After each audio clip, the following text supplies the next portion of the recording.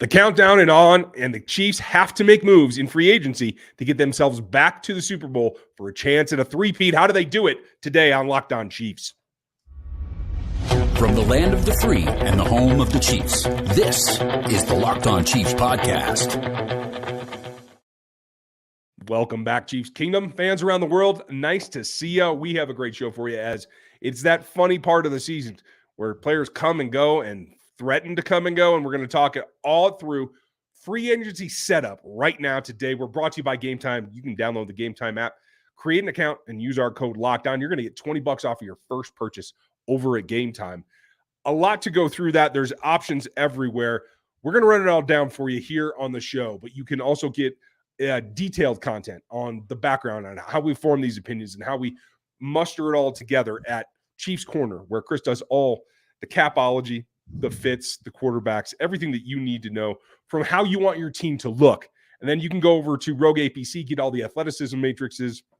You can get to NFL 33, where I have a piece up today on the tags and their impacts. That's where all my draft work and my team put their stuff over there. And then RGR Football is where we break down the Chiefs in detail. You can get into that on the visual as well.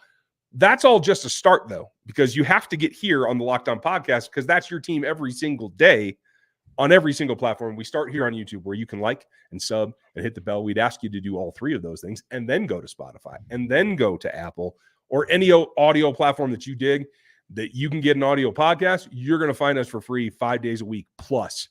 You locals already know that. We appreciate you for being here every day. And if you want to get even more action, you can get over to 816-357-8781 and get on the text line. That's our insider tidbits. When we know there's breaking news coming or anything important that you need to know directly, you can get us directly on the text line. I'm Ryan Tracy. He's Chris Clark. Here's how we look at free agency. How do they fill out the roster and make sure that this next 53 is as good or better than the last 53? That's coming up later in the show. What are the three top needs to make sure that you can accomplish a run back at another championship? And we'll start right here with flat out everything addressed. What is the number one need that this roster needs right now as we stand, Chris? What is it for you? Offensive tackle. I didn't see enough from Wanya Morris last year to think that he can be their starting offensive tackle going into the season. Can he maybe eventually become that? Yeah, maybe. I don't think you want to go into the season with him as that. I don't think that that's putting him in a good position. It's definitely not putting Mahomes in a good position to be successful next year. So to me, it's offensive tackle. And whether or not you're able to get this done in free agency, that's going to be the big question. I do think that while this may be the number one need, I don't know that they're going to be getting it done in free agency. I think that they're going to be looking in the draft and doing something like Donovan Smith if they can't get who they want in the draft like they did last year. Yeah, another kind of holdover. Let it see how the cards fly through the draft. Then maybe you have to go back. I don't know that a lot of people would be screaming down Donovan's door, but he did seem to create a good bond team. He performed well in the playoffs, and I think that's really what they're looking at long term. But there's a number of other dominoes. We've been talking about them all week. What's your expectation to set that up to go tackle that top need? And then I'm going to tell you what my top need is. Well, I do think that it's the big thing that at least the way I'm looking at this, is that they get a deal done with Chris Jones. Defensive tackles is going to be something we're going to be talking about here in a little bit, but I do think that they get a deal done with Chris Jones. That's my perspective from looking at my top three needs, and that's kind of the way I'm looking at it. To me, it's you have to have a left tackle, and I think you have to have a left tackle of the future. I think you need to have somebody that you can have on your roster for cheap for the next 4 or 5 years. Considerably cheaper than signing a free agent left tackle. And this is a great draft to get one. So I do think that that's something they're going to be focusing on trying to figure out. But there are so many tackle needy teams in the NFL because there aren't many that come out that are great every year.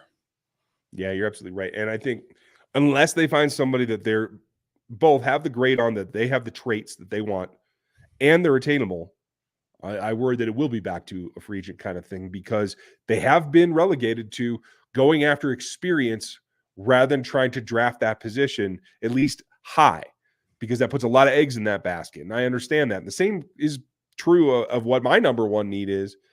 And that right now, as of today anyway, is the wide receiver spot, because you got to have the tackle, yes, but I do feel that they're more comfortable and they're more happy evaluating veterans there based on experience. That just doesn't work and hasn't worked in the wide receiver group.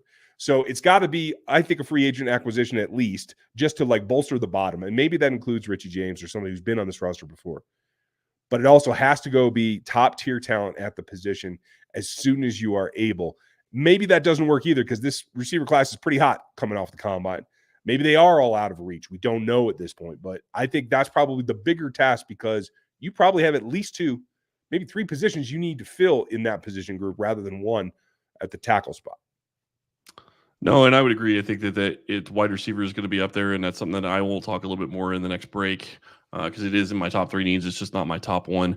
To me, it's protect Patrick Mahomes at all costs, and if you can do that, the other positions become a little bit less relevant, I guess. Not saying I don't want them to get talent at the wide receiver position, but I think if they can protect him and keep him upright and get it to where he's, not sacked, but maybe once or twice a game, and only hit a couple of times a game, I think you're doing pretty good. And I think that he can do whatever he needs to do with the talent that they're going to be able to give him. Yeah, I certainly hope so. It's about replenishing your big needs. What are they? All 3 of them. Top 100 picks are the rarity. That's where you want to go in the draft. So how do you fulfill that? And what does it look like for us? That's coming up next here on the Locked On Podcast Network.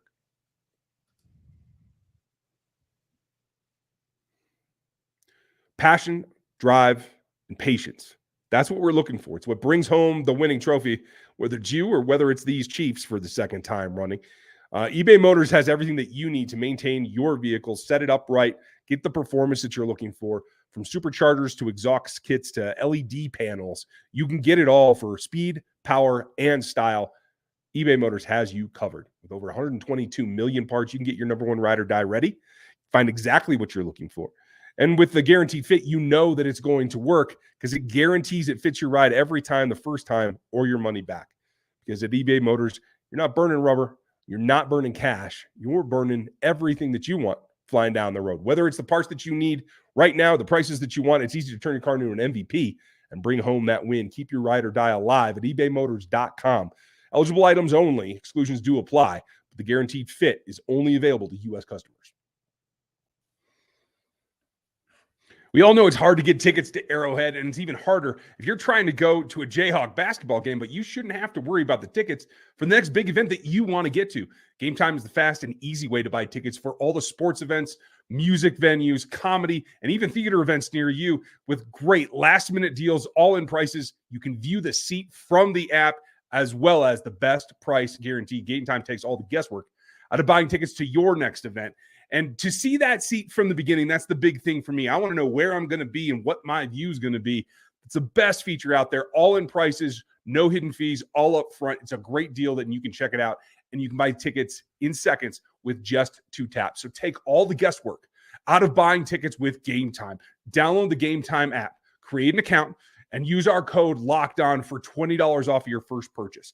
Terms do apply, but again, you just have to create the account and use the redeem code LOCKEDON for $20 off of your first purchase. It's the best way to go about it. Gametime, get it today. It's last-minute tickets, it's lowest prices, and it is guaranteed.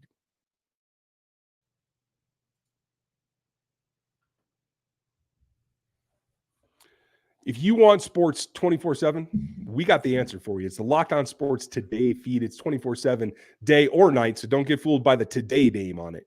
You can get there and see us as well as all the major shows here on the Locked On Podcast Network, your team every single day, and in this case, every single hour.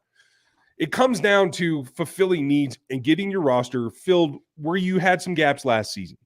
Now, it's a whack-a-mole process here, right? You're going to be losing guys on this roster as well. So free agency still has to contain retaining or restocking positions that you're about to lose that maybe were fine last season. So it comes down to top 3 needs, and we have differing top 1s. But my number 2 is your number 1. Where's your number 2? Where your number 1 was? Okay. I'm looking at wide receiver. And if it wasn't for the fact that you're talking about, in my opinion, probably the second most important position on the offense in left tackle, I think wide receiver would be number 1 for me. That's my big issue, though, is you have to protect Mahomes, and you've seen what he can do when he stays healthy and when he stays upright. And even with a wide receiver room that didn't, wasn't up to muster last year, he was still able to get them to the Super Bowl and win another Super Bowl with the team he had around him. So when I look at the wide receiver room, I look at it and say, okay, well, Rashee Rice could possibly be a number one in the future. But right now, I think he's at best the number two. And if you could find a stud out there and give it a wide receiver one to Patrick Mahomes, I think that's going to be a huge boon for this offense. But I agree with you. What you said earlier, there's probably 2 or 3 different needs at that specific position group. If Rice is your 2, I still think you need a 3 and a 4, and I would like Watson to be the 5. Although, obviously, as a 4, I think he'd still be pretty comfortable if he could get 1 and 3 figured out. Well, I mean, that begs the question. I think Rashee Rice can be the go-to receiver, and that's what I really consider a number one, right? A wide receiver one. What are you looking for to complement him that you want in a wide receiver one that maybe he doesn't have, so that he can be like an excellent 2? Mainly deep speed. I mean, he's great. He's great in the intermediary. He was able to do speed in college, but it's a different level of speed in the NFL. That's part of the reason that they haven't used him in the deep routes that people are wanting to see him on. So deep speed's part of it, but it's just, a number one wide receiver. And don't get me wrong, Rice looked fantastic at the end of the year, and I think he could grow into being that guy. I just don't think he's there yet. It's somebody that they're going to be forced to put their best guy on right now. Somebody that is going to make you look at Travis Kelce and say, okay, well, maybe we need to cover this guy instead of Travis Kelce, because Kelce did look good last year at times, but he also slowed down a little bit with his age. And I think it's probably going to become a little bit more profound over the next couple of seasons, as long as he's going to continue to play. So to me, it's finding somebody that can really challenge a defense at all 3 levels and commands your best corner every single play. That sounds like we're probably looking for the same type of player, because I agree. Over the top speed, I actually see it a little bit differently, where if you have to have the speed that occupies a safety as well. As you said, where she's not going into that deeper area. If you can take a corner and pull him into a double situation with somebody who has that breakaway over the top speed, that leaves way more room underneath for Rashee to do his thing. And I just look at the volume of passes that he needs to catch. I think that helps him be that number one. That's fair. And I would just say it doesn't have to be a Xavier Worthy. Although I know we talked about him on our mock draft. 4.21 speed's great, but 4.3, 4.4 maybe even, low 4.4s. Being able just to have that over the top speed, I think, is really what's going to differentiate a guy from what they have in Rice right now. Yeah. And I also think that Rice is so good in the intermediary. I don't know that you want him to be working on the deeps as much, because it seems like, at least the way the Chiefs have done it with McCole Hardman in the past. And when you're talking about speed guys, you're generally going to be throwing them 3 or 4 balls a game versus Rice, who you're already getting 6, 7, 8 targets a game. And if teams are going to continue to just stack the parking lots and play deep to keep everything in front of them, as we've seen in the past, they got a little bit more attention this year. But I do think that's going to be the concept. You got to be able to exploit that and make yourself some room underneath. I think that's the way that I would go as well. And there are plenty of speed guys. And when I say speed guy, I mean sub 4.4 guys in this draft that can play multiple roles. And for all of you that I know are screaming about the other Texas receiver into your car stereos right now, I understand where you're coming from. Don't get worried. We're going to go through all the wide receiver standouts as we get closer to the draft. But it's not just those 2 things. There's another huge chunk here. The third position, I think, is, for me, very, very clear. And it doesn't matter to me whether Chris Jones resigns or not. The defensive tackle spot is the third need on this roster, in my opinion, because Derek Notty's not under contract. Turk Wharton isn't under contract. Mike Dana isn't under contract. So even if Chris comes back, he can't be alone. You need another 2 guys, I think. Maybe Isaiah Buggs, or you could even get Matt Dickerson maybe to lock down first down, take away the run. But you have to have a pass rusher to play next to Chris Jones. Charles Menahue, we don't have a timetable for, so I'm not able to count on him to be that guy. So if Jones doesn't come back, does that change it from 3 for you at all, or does it still stay at 3? It becomes a very, very tight race. And honestly, it will then be very dependent on what they choose to do in free agency. And my guess would be they will choose one of those things. Now, I've outlined a couple of guys that in free agency could address the lack of Chris Jones, but that would make that a volume institution. And I don't think that is something you accomplish only in free agency. I would agree with you, and I think that Farrell is going to play a part in their roster next year. So I'm curious to see what they're able to do with him. I thought he looked okay in the playoffs. There's still a lot of growing there to do, so we'll see what they're able to do. But I agree, defensive tackle is a huge need, in exactly for the reasons you mentioned. I mean, without Dana back and Omenihu, who knows when he's going to be back? I know those guys generally play defensive end, but they're able to bust down and play defensive tackle. And one of the reasons that's such a big deal is because, like you said, they needed another pass rusher next to Chris Jones. Maybe because of what Wharton was able to do last year, he's not going to be able to see a market like what you would expect. Maybe he's going to be a guy that could come back. But defensive tackle is going to be in need regardless. I won't say they tried to let Derek Nottie go, but they let Derek Nottie test free agency last year, and he wasn't able to come back. Or he was able to come back because he didn't find the market. Maybe that's another thing that happens in this scenario. I love that idea. I'd like to have as much from that D-line rotation back as possible, because that would mean exactly that they've tested and they're going to come back, and it's not going to break the bank. They're going to get paid what they're worth, and they're going to have a chance at another championship. And that's what this is all about. You have to have reserves, and you have to build out the rest of your roster, whether right now in this part of the season where we're trying to get to 90, or where you're talking about the 69 guys that make up the active roster and the practice squad come the season. How do they go about that? It's coming up next on the Locked On Podcast Network.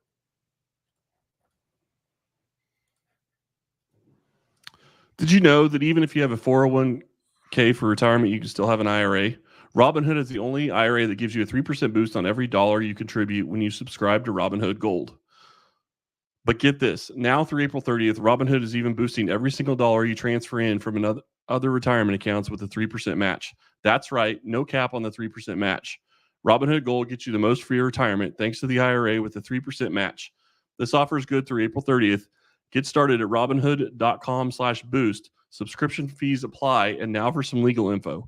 Claim is of Q1 2024, validated by Radius Global Market Research. Investing involves risk, including loss. Limitations apply to IRAs and 401ks.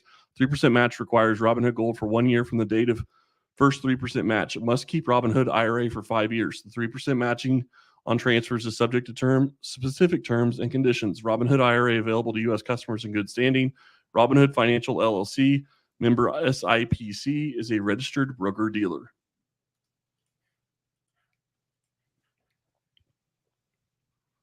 The Locked On Sports Today feed is the one that you want all the time, whether you're just getting from home from work, or whether you're getting ready to go to work. Maybe you're up late and you just want your sports fix. Get over there to Locked On Sports Today and get subbed right now. If you want some more information from us as we go through any of these last-minute acquisitions, changes, etc., get on our text line at 816-357-8781, and you'll get breaking news there. After the top three needs, it becomes kind of a rigmarole, because everything else filling out this roster, in my opinion, is based on what you get done with your own free agents. L'Jarius Sneed, Chris Jones being obviously the biggest. Willie Gay, Drew Tranquill on the defensive side, definitely there. We know that the departure of MVS is what it is. I don't think there's a lot of acquisitions right there for the Chiefs to bring back, except maybe Richie James. Well, I mean, they could bring back McCole Hardman. I don't know that I really see them going back and bringing back Richie James. I think that they were expecting to get more from him this year, and it just didn't seem to work out. Hardman gave them a little bit of a boost. So we'll see on that one. It's kind of funny to me, though, when you sit there and you look at the Chiefs franchising L'Jarius Sneed, and we've talked about this enough to where it makes sense why they did it. They couldn't go tag Chris Jones. It would just cost too much money. But the funny thing to me is, even if he walks and they end up getting something from him in a trade, it still doesn't necessarily even make the cornerback position maybe even a top 5 priority in my mind. They have so much depth at corner, and they have so much experience being able to draft guys and bring them in to fit their system, that I'm not saying it doesn't become a somewhat of a need, because you're still going to need good corners, but it doesn't make it a top 5, which if in most scenarios, if you're franchising somebody, you probably would at that position. So I would push back on that a little bit, and you tell me what you're comfortable with, because the two scenarios that I see, if you're not going to make that a higher priority, is that Trent McDuffie stays where he is, and you're starting outside corners or Josh Williams and Jalen Watson. I'm not 100% sold that that's a recipe for success. The other option is McDuffie moves outside and you put Najee Johnson in at the nickel with one of those guys, or a rotation of those guys as the opposite starter. Is that what you're expecting? That's kind of what I'm expecting. I think Najee Johnson's going to be a starter next year. If Snead's not back, I think he's a starter, and he may be a starter even if Snead is back. I think that's what we saw in training camp. He was going to be on the cusp of being able to step in and maybe take over for Williams or Watson. So to me, I think that they have the depth that they need. They definitely could add, a day 2 or day 3 guy at the corner position. It wouldn't shock me. And I trust that they're going to go get a guy that they could use on this defense. To me, when I start looking at this roster, though, offensively, we've already talked wide receiver. They probably need 2 or 3. They need 2 running backs right now. Clyde is a free agent. McKinnon's a free agent. Blaine Gabbert's going to be a free agent. So if they want a veteran quarterback, they're going to have to bring in somebody there. You have almost nothing behind Travis Kelce. Blake Bell's a free agent. Jody Fortson's a restricted free agent, so you can bring him back for cheap. Guard Allegretti's a free agent, and he's injured. Joe Thuney is coming off an injury.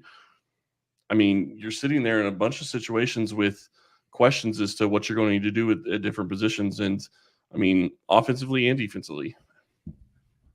I'll tell you this, just for those of you that aren't ready for the interior offensive line breakdowns yet. Believe me, I'm not either. We'll get there. But check out Holy Cross. I'm just going to tell you that. From a guy that fits the athletic profile of what the Chiefs like at their interior offensive lineman, he fits the bill. And I believe that's a sneaky need as well for exactly what you just said, that not only is Joe Thuney at least a few months out after his pec tear, but Allegretti is injured and a free agent. I think they can get him back. I expect that's what happens. But the injuries are the thing. And you got to have the volume. I don't think Frank Caliendo's enough. And Trey Smith is going to be a free agent next year if they don't get anything done. So, I mean, you have to look at that. I mean, you still have a free agent with Creed Humphrey as well if they don't get anything done there. So there's lots of different things that we're going to be talking about when you start looking at that side. You start looking at defense. We already talked about defensive tackle, but defensive end, you're losing Dana. I think Malik Herring is an exclusive rights free agent, so you got him back. But that's more of a depth guy, not really a guy that you're going to want to have playing a lot. And FAU, I think, is going to get a chance to start, but I would think that you'd want some more depth there. Of course, it's a big question where Amini was going to be and what they're going to see in BJ Thompson's second year. I agree. I think the other sneaky one that stands out to me is that it's just not enough to have Brian Cook get back. It was Edwards, right? Deion Bush is now an unrestricted free agent again. Yep. Made some big plays in the postseason. So 2 guys that you had to rely on after January started are now in the wind that you have to go try to wrangle back, which I think there's probably mutual interest. But I do think that that's still just another hurdle that you have to get over. Well, and I think safety is interesting because to me, I understand what you're saying. But I think if you assume that Brian Cook's back, Shamari Connor steps into that safety 3 role, and I think you draft somebody for safety 4. I think they want to stay young at the position, and I think they want to be able to rotate guys through and have guys that are on their roster that have different strengths. I'm not saying that doesn't preclude them from bringing back Mike Edwards if they want him back. I mean, obviously, that would be a great signing. He was phenomenal for this team, and his leadership would be great on the back end as well. So no reason not to bring him back if he wants to come back for the right price. But that's going to be the question when all these guys that we're talking about are being discussed is what's the price going to be? And the biggest one we haven't discussed at all, and I still think it gets done, is Drew Tranquil. He wants to be here, but the question is what can they give him, and can they do it for a couple of years? I think that if they're smart, they try to get him on a 2 or 3 year deal at least. He is 28 and a half years old, so that is the outer limit for me in terms of what I would be looking at. And I think it all comes back down to horse in lane 1. How much do you want to play with Chris Jones? Because that's what we're trying to get done. You get Chris Jones in-house, and I think that eases things up. Yep. No, I don't disagree. Tranquil, for me, I understand he's 28, but I think he has at least 2 years in him. And if you give him a 3 year deal, you have that 3rd year to help with the signing bonus. So it's going to help with the number on the cap. Yeah, I think you're absolutely right. We'd like to know what you think. What are your 3 biggest needs? Leave your comments down below here on YouTube. Hit us in the Apple reviews and let us know what you think there. There are plenty of other spots, even on Spotify, you can leave one. But we thank you for being with us today. There is a ton going on, and there's only going to be more. We have the cap to run down. We have starting, hopefully in about a week, we're going to have some of my player rankings for this draft coming down. We have the beginning of next week, the deadlines for Chris Jones. It gets to the tampering phase. Expect to see something, I certainly hope, by Saturday. And if we have some breaking news for you, we'll definitely jump in and give you some bonus content. So make sure you're subscribed right here on YouTube, over at Spotify, and on Apple and everywhere else. Thanks for spending your day with us today. We very much appreciate your time. Have a good one.